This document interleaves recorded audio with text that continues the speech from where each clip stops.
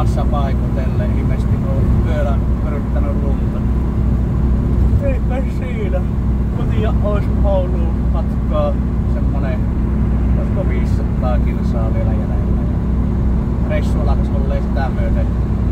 Paketissa kuski mahtuu sitten huomenna aamusta ja huomenna aamulla viiää sitten tavarat, tekstililaatat syöttele toisen kuskin toimesta ja minä jatkan takaisin näitä omia päivärutiineja.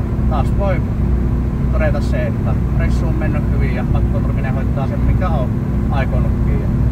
Tilatkaa lisää, käyttäkää palveluita ja siellä on myymälässä asiantuntevia henkilöitä, myyntiedustajia paikalla. Sieltä saa kaikki sustukseen, käytännössä kaiken sustukseen liittyvät niin parketit, lamiinoit, tekstililaatat ja muuta, keittiöt, aina keittiöedustus. Suosittelen käymään ammattilaisten luona pyörähtää meillä katsomassa mitä sieltä löytyy ja yritetään löytää kaikille hyvä oikeanlainen ratkaisu.